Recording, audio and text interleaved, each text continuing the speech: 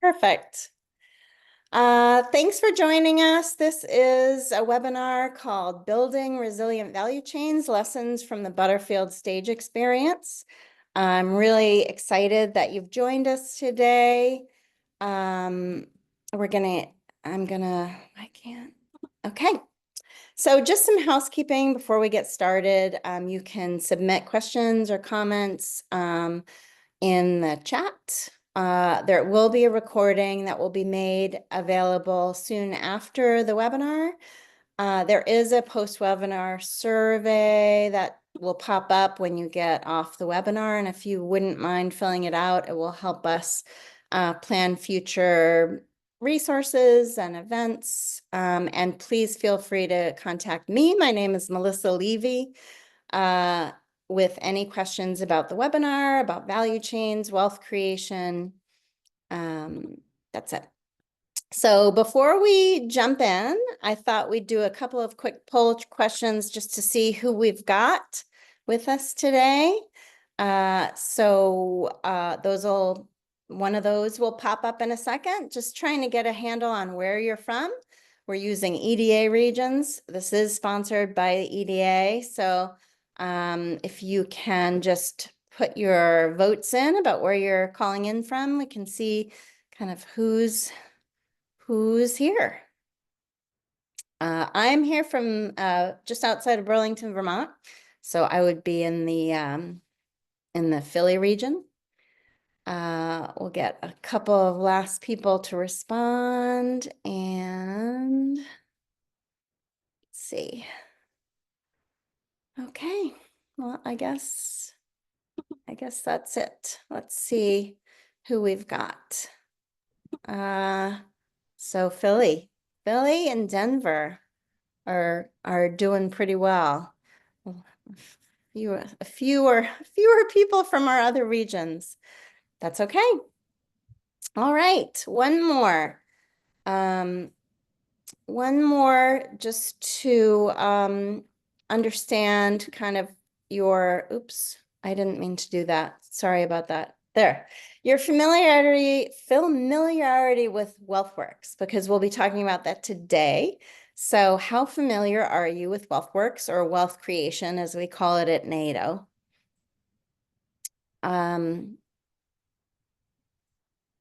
So put in your votes. All right. So somewhat familiar or unfamiliar. Well, then you'll get that actually is super helpful because I'm going to do a quick intro to all things WealthWorks before we get going. All right.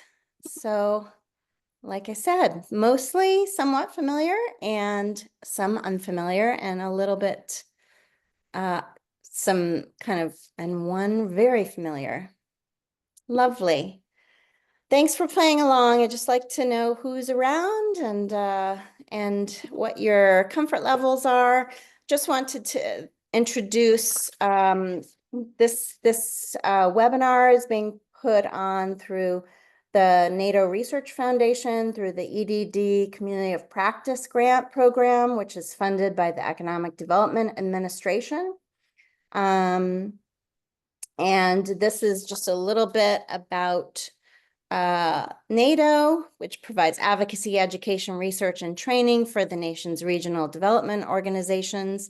And the Research Foundation is really about education, research, and training designed for RDO, executive leadership staff, and policy board members.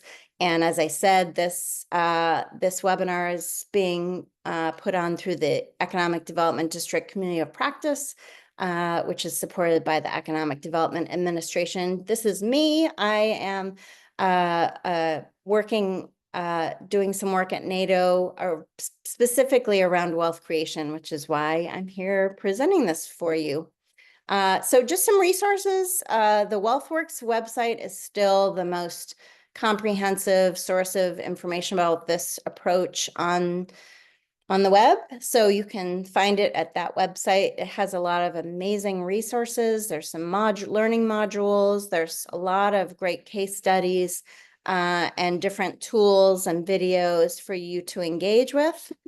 And this is the NATO Wealth Creation kind of microsite, which is really focused on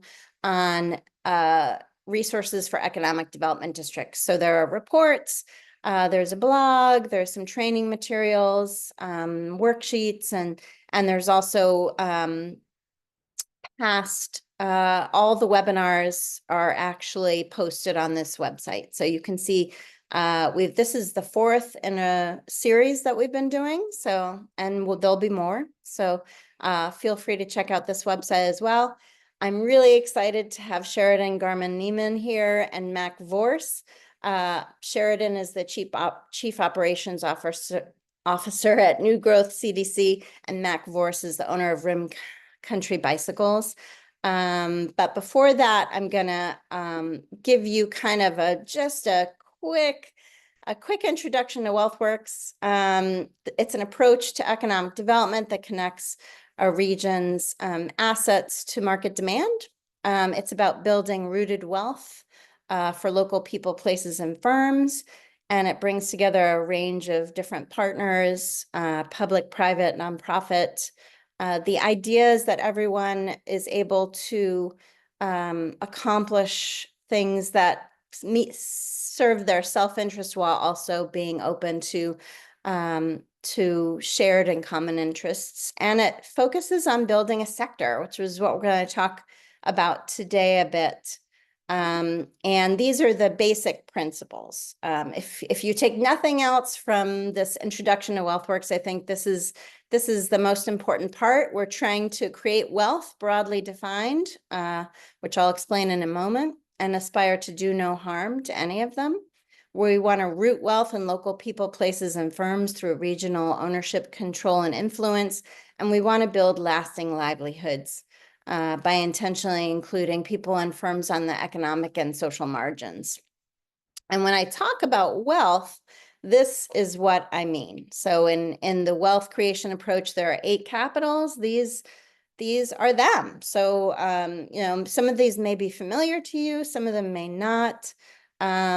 Basically, when this this framework was being developed, it kind of took the triple bottom line and kind of broke all that up into 8. So when we look at rural communities, you know, when I'm looking at rural community assets, this is what I'm trying to gauge is what kinds of assets in these different categories do our communities have? So yeah, anyway, you can, and also I should say these slides and the recording will be shared after. So yes, anyway. And we use these 8 capitals in a variety of different ways. One way is just, what do we have? How do we assess what kinds of things we have on the ground? We also use it when we're thinking about designing strategies, and definitely we use it in terms of measuring progress. Like how do we know how we're doing across these different capitals? And then since I've been kind of thinking about wealth creation at NATO, this is kind of a continuum that I've been thinking about. So the kind of the low-hanging fruit is wealth creation in the CEDS, in the Comprehensive Economic Development Strategy.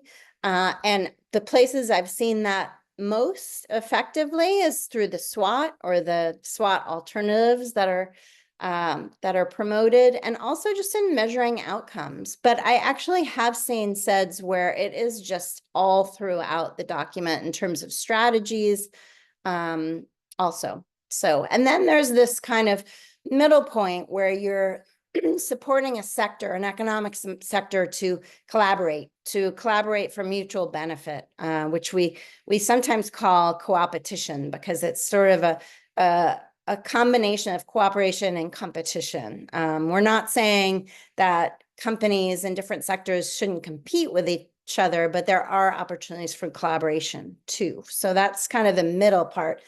And then the kind of the final part is this idea of value chain development, of value chain mapping, and of filling gaps in the chain. And that's what we're talking about today. So I'm really excited for Sheridan and Mac to share their story about the Butterfield. But before that, I'm just going to very quickly introduce this idea of value chain. What does it mean? And wealth creation value chains are about tying wealth to place. It's really place-based. It's about connecting local production to regional demand. So connecting the assets we have on the ground to actual demand. And it's about bringing money and other forms of wealth to rural communities.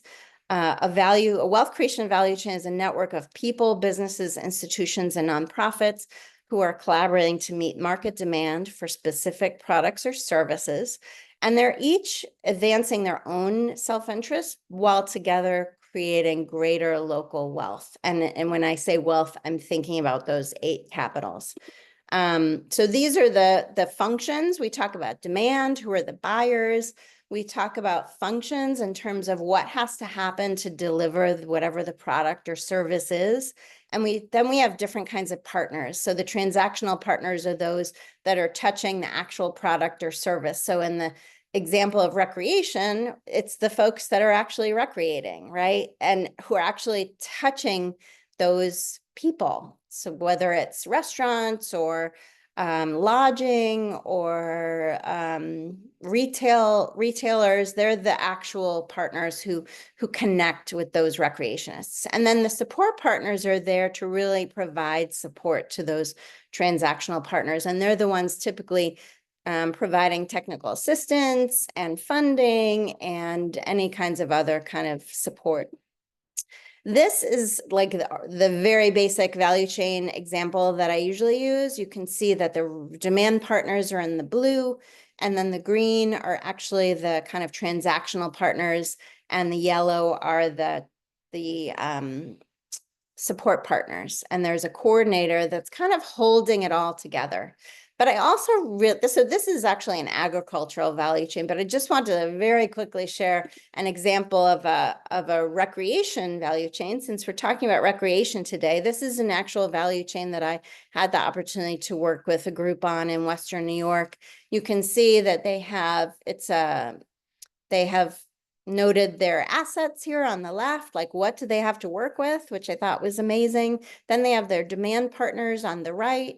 And then they have their transactional partners and their support partners. And again, these are the functions. And they actually, what I love about this is they kind of figured out what their gaps were. And there were a lot of them. And then they were like, okay, we can't do all of this. How are we going to prioritize filling these gaps? And so you can see some of the areas where they did. And yeah, anyway, and they ended up developing like working groups filled of all different kinds of partners to actually work on these prioritized gaps. So this is the Genesee Valley of New York. But anyway, I wanted to share this as just an example of what a recreation kind of value chain looks like. It's not quite as linear. I feel like recreation and tourism value chains are much more network-based. They're just like, they're just all of the amazing partners that connect with people who are pursuing recreation. So finally, there are hubs around the country that do this work and support organizations. You'll see the middle of the country is kind of, yeah, I'm here in the Northeast. Community Roots is the other half of my work that's not NATO, but I think all of these amazing organizations are engaged in wanting to spread the word. So if you are in one of those states that doesn't look like it's being covered, reach out to me and I will find someone for you. Anyway, last poll question. I just wanted to see kind of people's familiarity working with recreation, since that's what we're talking about today. And then I'm going to have Sheridan and Mac share kind of what they're up to. So if you just take a second to vote your experience, what's your experience working in the recreation sector, just so we know where everyone's at. and then we'll move forward. Wow. Okay. Great. Okay. Perfect. Give you a second.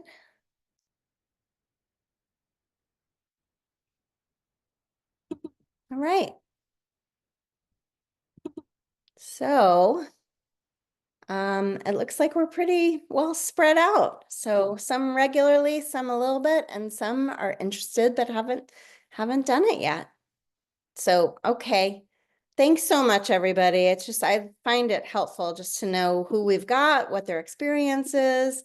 Again, I'm really excited to have Sheridan and Mac here. I'm going to let them introduce themselves, and I think they're going to kind of tell a story about the Butterfield stage experience and just how it came to be and kind of what led into it and where it's been so far. So I'm going to turn it over to them right now. All right. Thank you so much, Melissa, and thank you, NATO, for having us, and thanks for your support, Olivia. Our story of the Butterfield experience really starts when I was at my previous employer, Casinger Basin Regional Planning Commission, which is one of the economic development districts or regional development organizations referenced earlier that is supported by NATO. And while I was at Casinger Basin Regional Planning Commission, we had a grant from the National Park Service in order to embark on a regional trails plan. So if anyone's ever worked with me before, you know that I'm not practical about a couple different things. I'm not practical about time, and I'm not practical about resources. Sometimes I tend to think that things are more possible. I'm very optimistic. I tend to think that things are more possible than they ever really are. And I tend to think that we'll find a way no matter what. So we were embarking on a regional trail plan across 7 rural counties with 4 lakes and a lot of rivers and streams and things in between. And we were thinking about, built trails across the region and how could we connect the region and the Quad Lakes communities with built trails. And so we had started this planning process. And I had recently met someone working at New Growth, Patty Cantrell.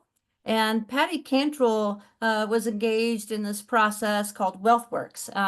And she taught me about that. So Patty and I actually went to a conference in Portland, Oregon to learn about WealthWorks and all about it. So Patty had kind of started working with us on trail planning and coming to some of our trail planning meetings.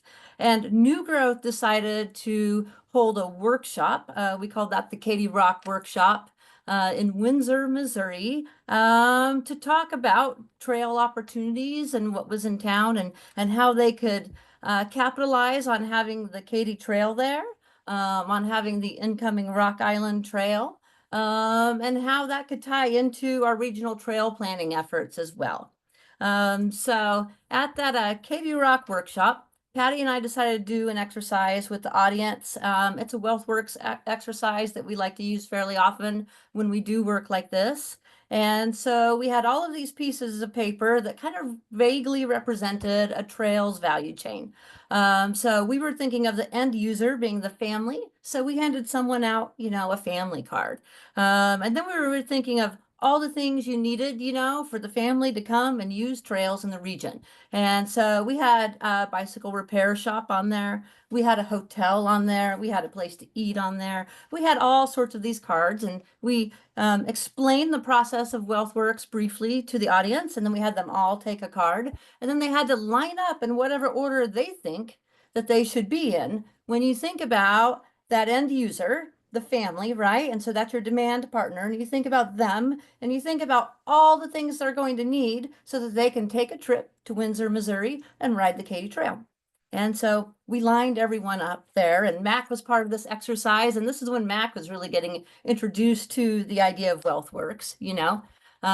And so we lined everyone up and they kind of took their places, and then we rearranged them a little bit and thought, well, do you think this? And, one thing we thought about is you need more things for the kids to do when you bring the whole family to ride trails. And, also sometimes the guys like to do a little bit different. They like to do outdoor recreation a little bit differently than the mom and kids, right? So they might like different things, but this is where we really introduced this concept of gaps. And I just remember Mac was kind of like, whoa, he was like on fire with this idea of like there being gaps, in that system and those needed to fill. So after that workshop, we took these ideas back to trail planning. And Mac, do you want to pop in on gaps and kind of where we started to go from there in trail planning efforts? And folks, this is just so you know, this is the point where I lose total control of the trail planning process and this team takes over. Yeah, for at that time I was the Warsaw Chamber of Commerce director. And I heard all this stuff about the Rock Island, the Katy Trail. Our neighbors in Coal Camp are pretty close to the future of the Rock Island. But we would have been left out. Lincoln would have been left out. And so the trails or the connectivity, all I had to hear in the meeting was, what can you do in your area? And then we started going out and looking at how do we link everybody together. But the value chains, what everybody had to offer along the way was a whole new way as a trail person for myself of looking at what do communities need. And as a chamber director, I'm hearing it from all the businesses. And I was like, wow, everybody's going to sit in a room and say how great their community is, because that's the first part is, what are your assets? Everybody in the room had to analyze how cool they were. And that's where I was like, all right, we're going to be on to something.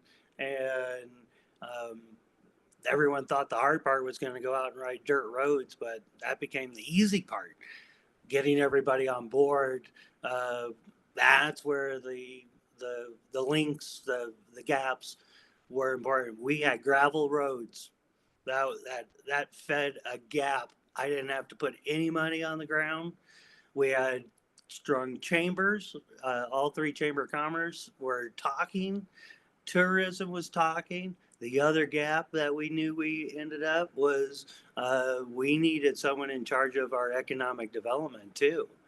So we weren't just looking what's on the ground. It was how do you run all this stuff and bring everybody together in the long term. So yeah, let me go back there, Mac, and let's just talk about that point really quick. So here we are, we're in this, trail planning meeting, and we're talking about built trails, 7 counties, 4 lakes, rivers, streams, a little bit ambitious, and it's going to be really, really expensive. We're all good at writing grants, but not that good. So we're thinking about, what is it? What assets do our communities have? And, someone talked about how like one thing that was becoming very popular, especially with the guys, was, riding gravel roads, and so, well, gosh, if there's one thing our rural communities have, it's gravel roads. We have a lot of gravel roads. And so, It was our new gold mine. It mhm. truly was. It was that, and they were free.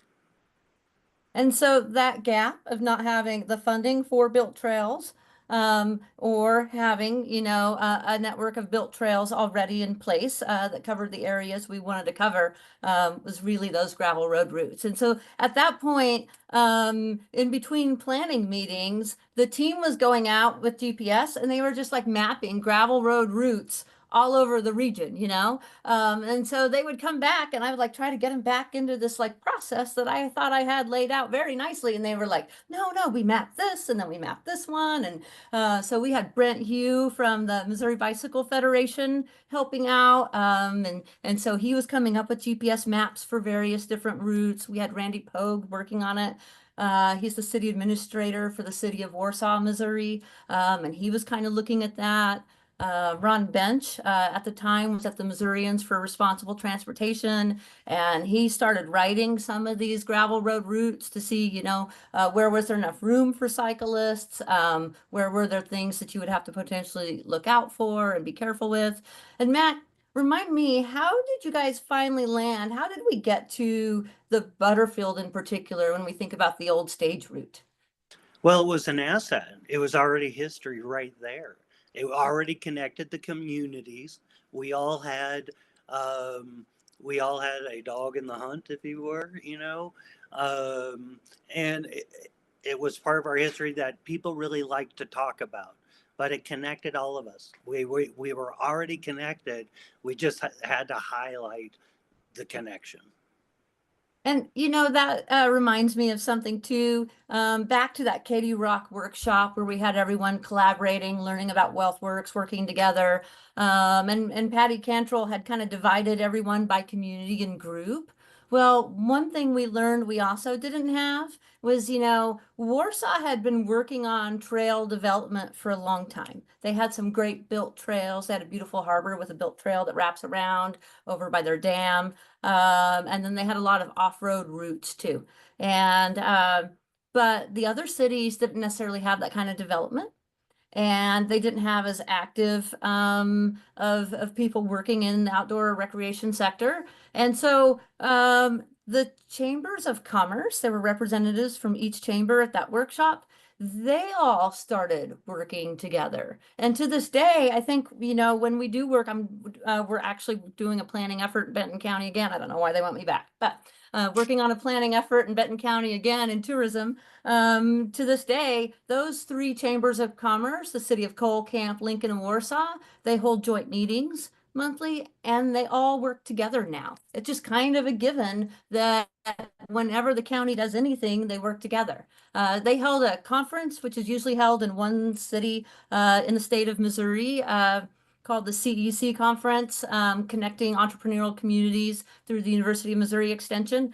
And so their conference was spread across all three cities. They were like, oh no, we can't do one, we are going to share. So they spread it across all three towns in that area. So seeing that collaboration come about, it's been kind of one of the cool things about it.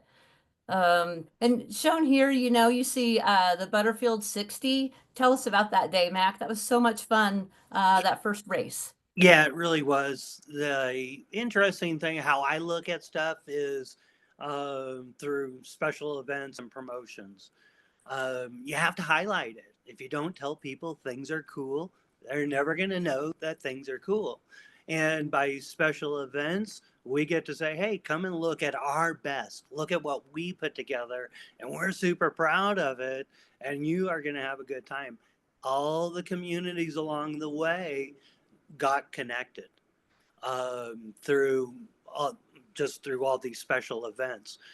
Then it was also, this was something that Warren Love was able to be a part of, more of a historian, a local guy, but was also our state representative.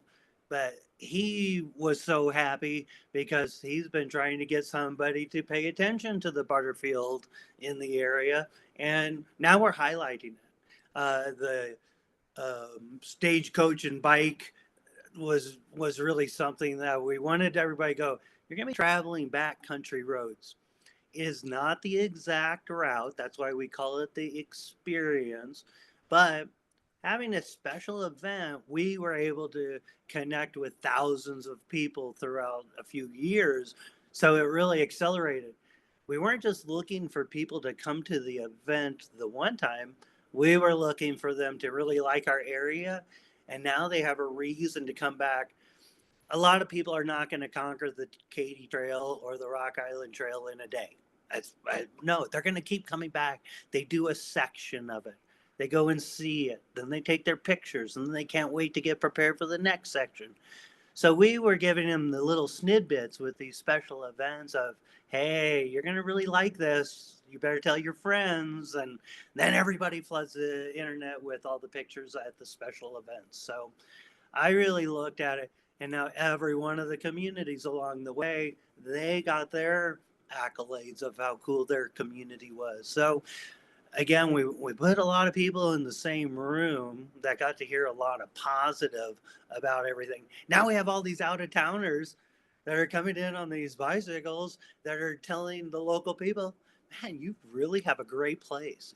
I'm really glad I get to come here.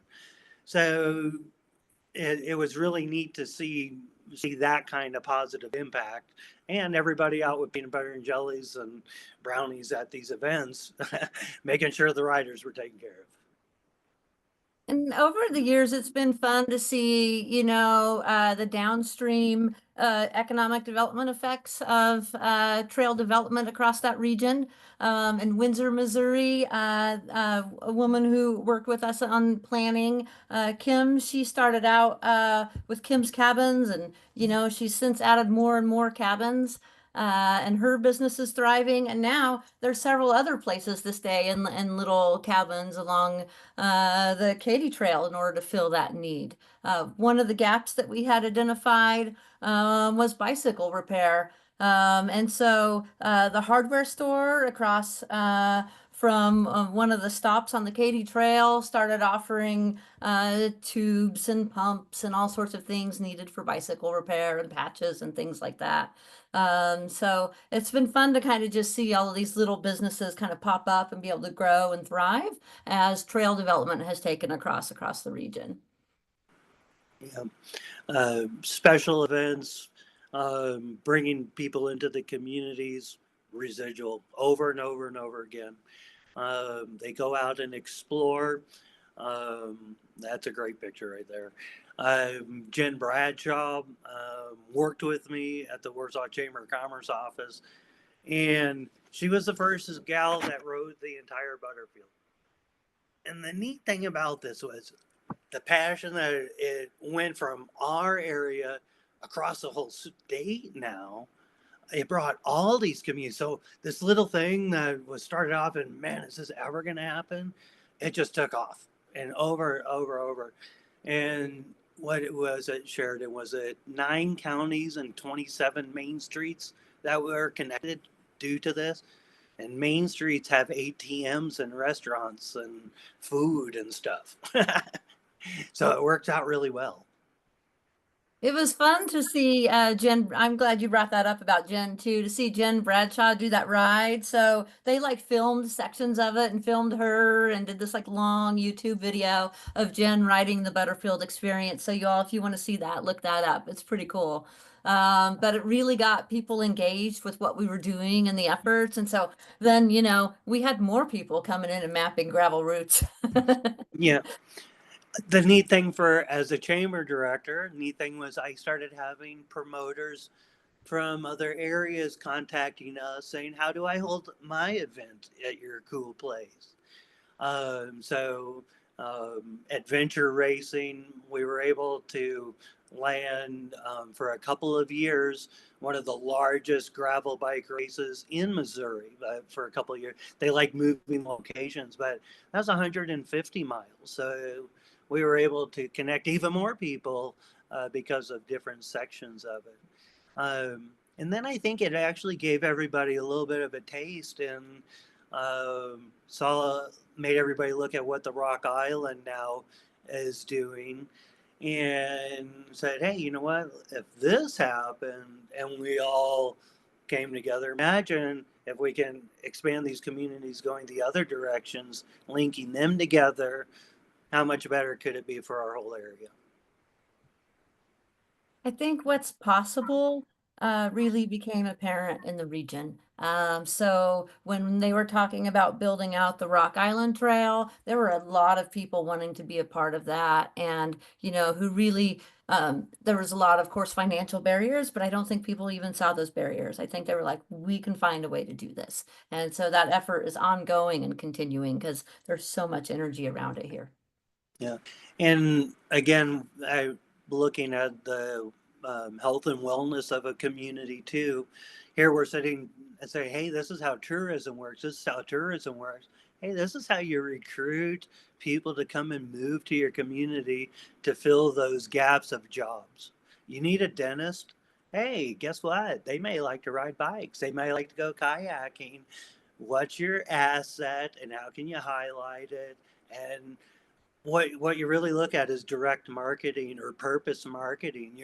We had to put this right into the laps of people that want to do this.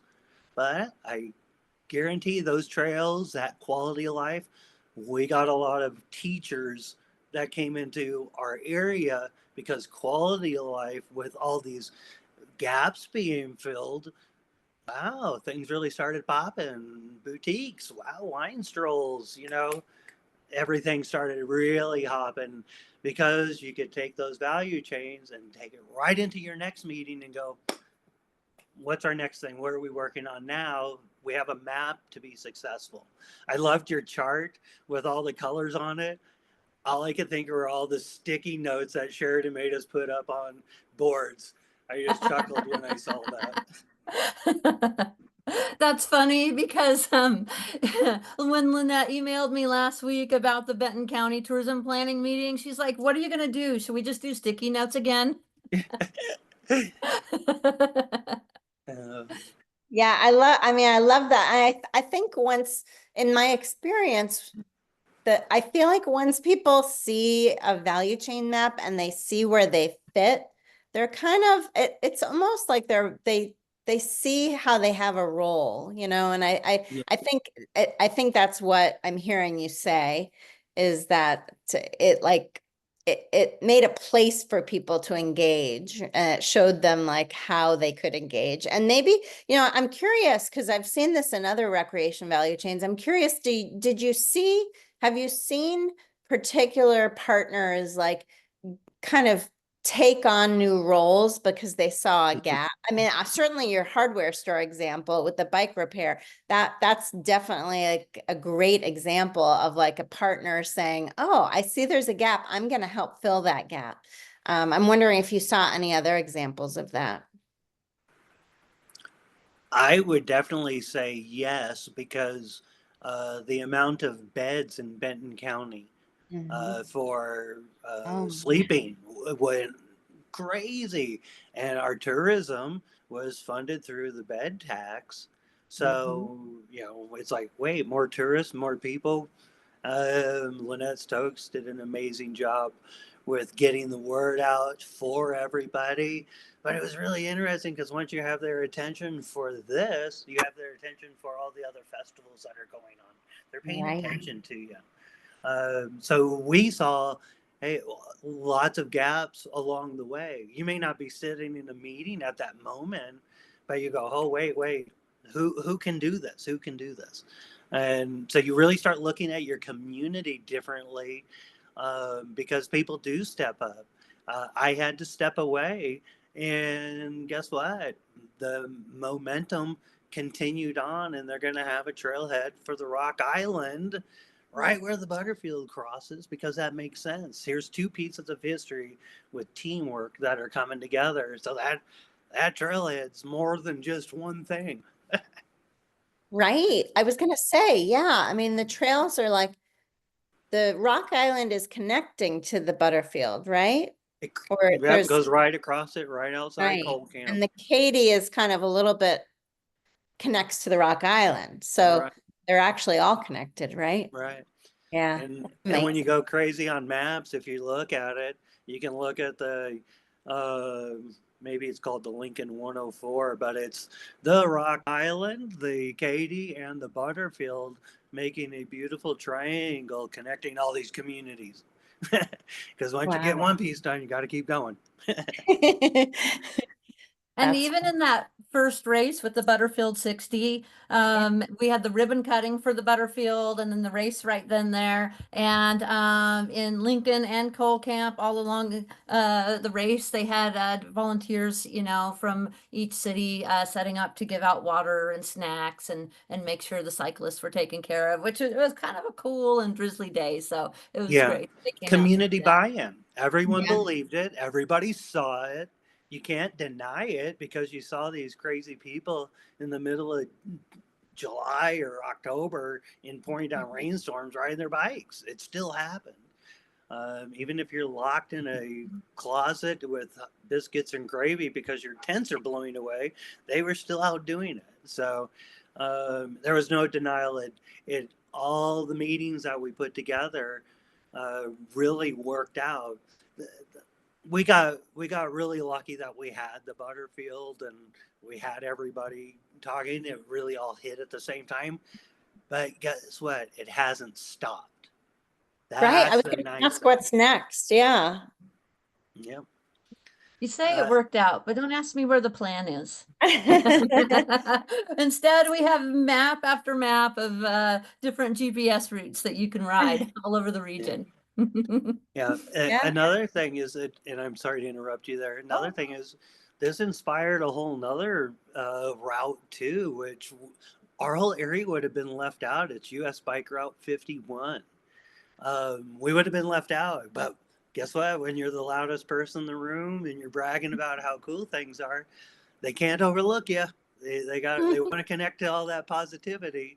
So we made sure we were connected through US Bike Route 51. If you don't know about that, it's another incredible link, but use the same value chains throughout the whole process. When you want to get answers, use the value chain.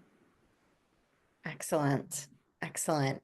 I'm curious, and I think I want to open it up if folks have questions. I have questions, but feel free if you want to put them in the chat, or we're a pretty tight group. I think you can unmute yourself too and ask questions if you have them. I'm curious about, I mean, it seems like what an amazing underutilized resource to have gravel roads. I mean, that's like amazing, right? Because bike trails, like rail trails and other kinds of bike trails that are not gravel roads are extremely expensive.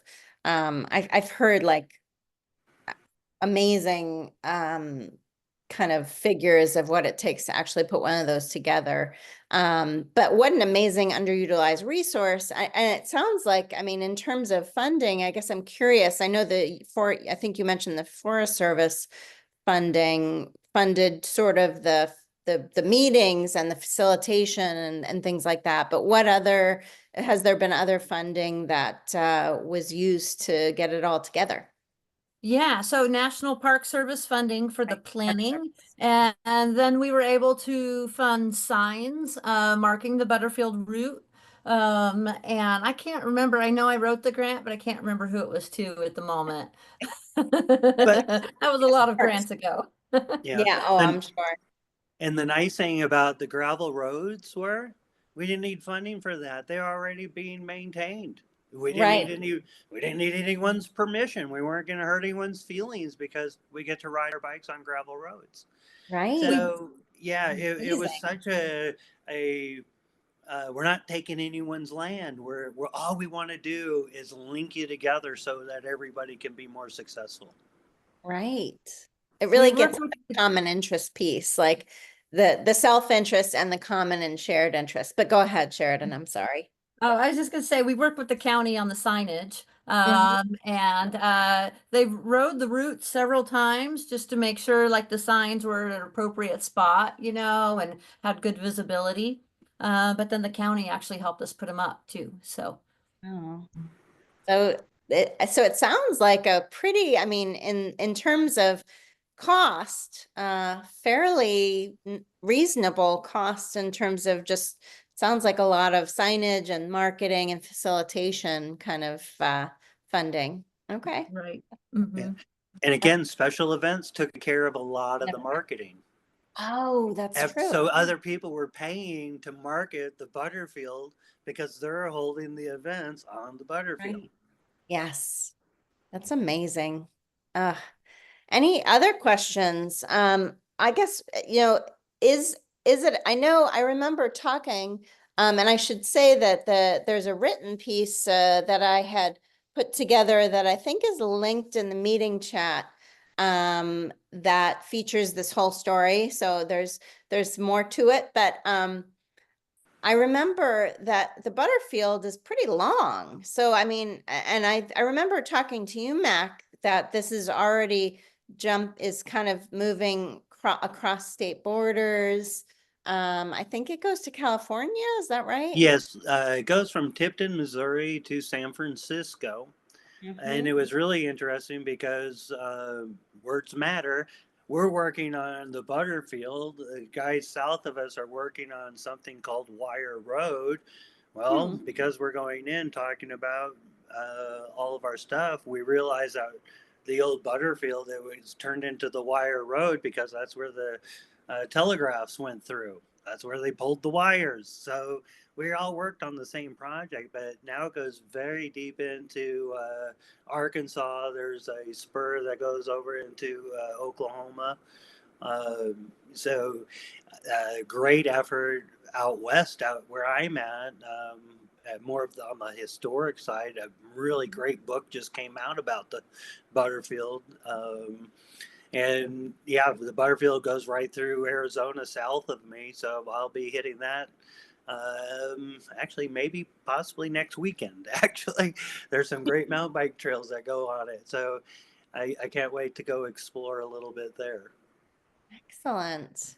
I did have one more. I'm sorry, I'm asking all the questions, but That's all right. and I'm curious about the historic preservation aspect. Like, I think there were already markers, right, that you connected to, but like there must be historic preservation partners engaged in this as well.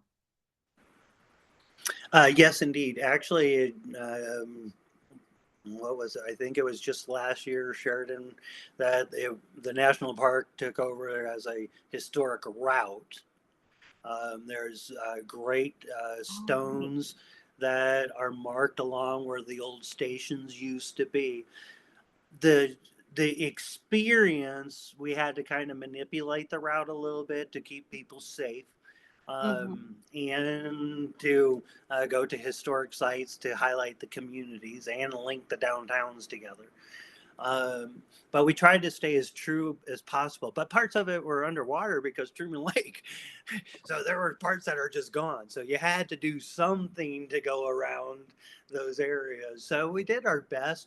But by gosh, you're riding out there, you feel like this is what they were going through in those covered wagons. Yeah. I have shocks and stuff on my bike, so it was not as rough as those wagons were. Right. And I love the logo. I mean, I mean, so clever. Yeah, Um, thank you. yeah, it's very cool. Yeah. Um, Local artists. We brought a local artist, and that guy right there, actually, in the pink mhm. helmet, did that logo. He works for a sign company. We wanted to keep things local. And he's a bike rider, so he knew about what was going on. So he turned something in. I'm like, oh my gosh, what a great transition from the stagecoach route into cycling route. It Yeah. really made a lot of sense. Very clever. Yeah, it's very well done.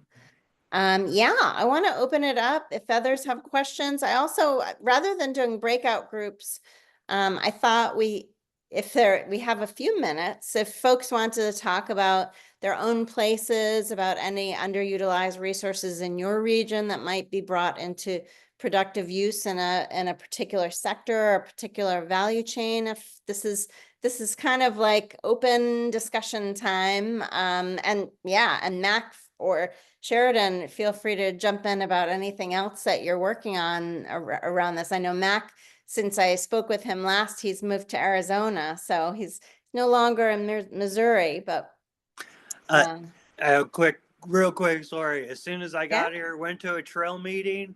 Someone pounded a hand down on the table. We need a bike shop here. I went out, walked out of the meeting, got a hold of my friend, wonderful partner, Jim Bradshaw, said, look at these websites. That night, I bolted my bicycle repair stand in a trailer. And by the end of the week, I had a business license for Rim Country Bicycles. We filled the gap immediately because there was so much funding coming in. They had to have that, you have to have a win sometimes, and Mhm. that was, I was like, oh, I moved here because you guys are doing so much on trails and I'll fit in well, and which is true. It is a really cool place, but at the meetings we filled that gap real quick, and everybody's super happy about it. uh, we need youth. We got a middle school, high school. If you guys don't know about NICA, National Interscholastic Cycling Association. Find out about it. It's the future of cycling. It's youth cycling, but now we have a youth cycling team here. They Mhm. had 4 kids that signed up to do it. So they went from, in a matter of a short time, here's an outsider telling everybody how great stuff is, and they had a lot of hope. They have a plan, a facilitator. I was just like, oh my gosh, I've seen this before. And it's moving along quite rapidly here. Oh, that's great. I mean, I know also, I mean, I've worked in a lot of places around recreation, and I know there's also been there's a gap in terms of like bike repair, I know. And there are some really amazing like workforce programs around bike repair for youth in high school. I know there's a I'm in Vermont. In New Hampshire, there's an amazing program at their tech school around bike repair, and it's created, all of a sudden, it's helped to fill the gap in that piece of the value chain, but interesting. Yeah, any others? Feel free to unmute. We're just chatting right now. We're kind of at the chatting part. Like if anybody wants to share what's going on in their places. Oh. Yeah. Or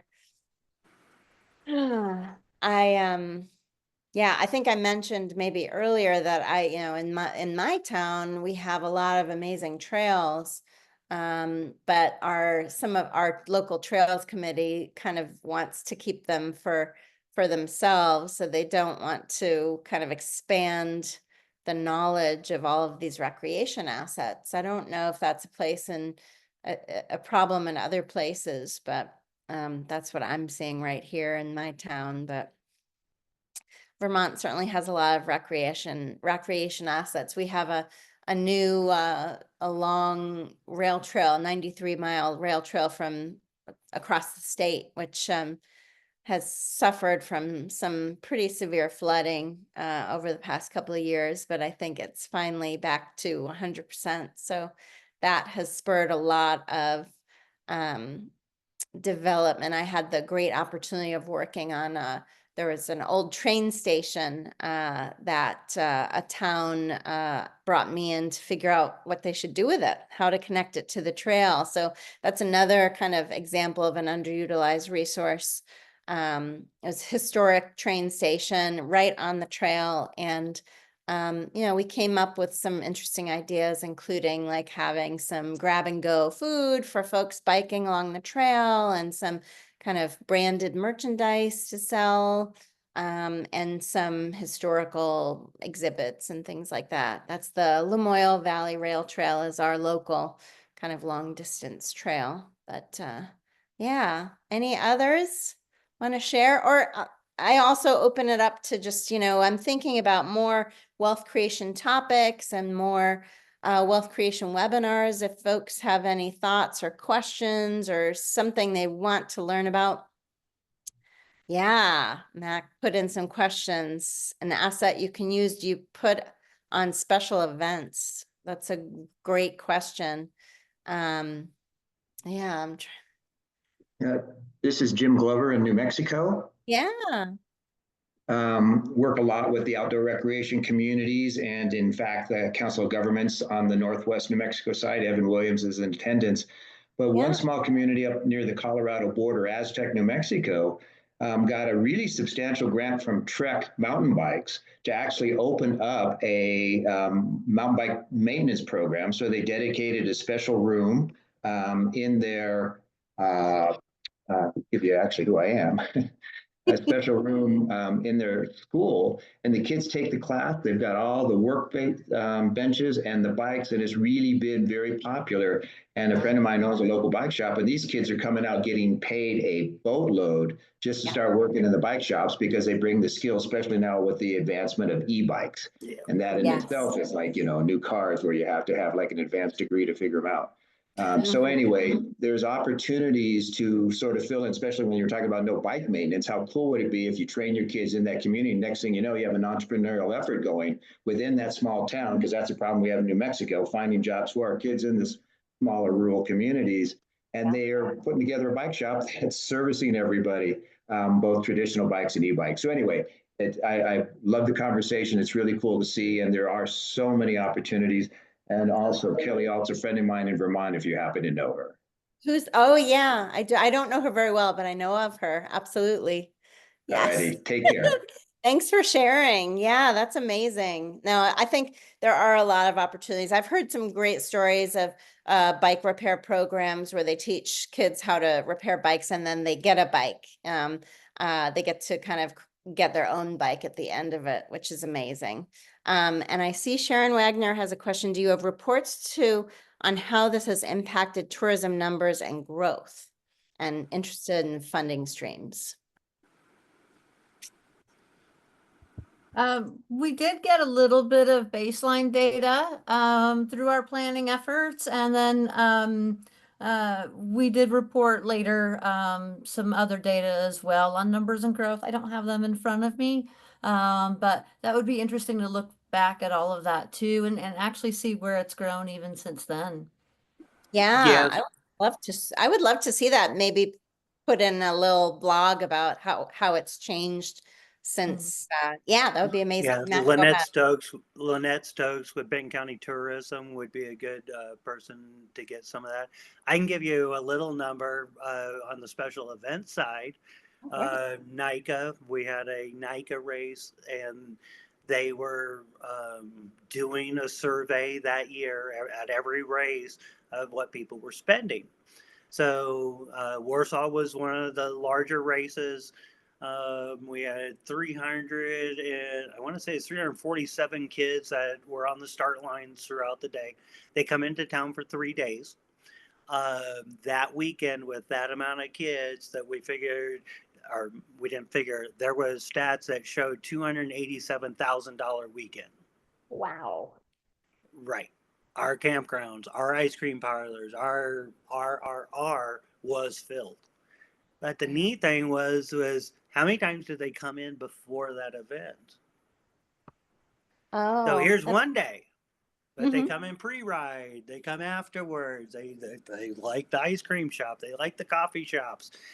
So they come back later too. But there's one weekend, and that is the Missouri Interscholastic Cycling did the survey with the national group running it, and that was our weekend number. So they can be pretty big, good numbers. That's impressive. That's exciting. Thanks for sharing that, Mac. Well, in the interest of getting us, if anybody has any other questions, we have a couple more minutes, but otherwise I just wanted to kind of close us out. Again, this was done through the Economic Development District Community of Practice, supported by the Economic Development and Administration. You can see the website there if you want to find out more about what's going on. There's all sorts of resources and webinars and reports that are done through the Community of Practice. I want to thank Mac and Sheridan for telling the story. I think it's a great story, and it just shows the way that value chains work and how it kind of, what I always try to say about value, I feel like wealth creation, there's a lot of all these principles, there's these tools, but ultimately I feel like what I try to convey to people is it's just like a different way of looking at things. Like, it's not a heavy lift. Like, you don't have to do all of this new stuff. It's just a way of starting to think about what's possible and connecting the things that you have to things, to sectors that people want to engage with, like recreation. Right. And so you can, it's not, I don't feel like it's like, I don't want people to think it's a heavy lift, because I don't think it is. I think it's just a different way of looking at the world. And you can see it, it's illustrated perfectly in this example. So I appreciate you all sharing kind of that perspective. And I really appreciate you all joining us. And just some more NATO stuff. And then me, if you want to talk wealth creation anytime, I'm always up for it. This is my information. And yeah, thank you so much for joining us. So, and thanks, Eric. Yeah, anyway, thanks again, everybody. Thanks, Mac and Sheridan, and have a great rest of your day. Thank you, guys. Thanks for having us. Miss you, Benton County. Right. Great. I'm gonna stop sharing. And yeah, thanks, guys. I think that went really well. Okay. Like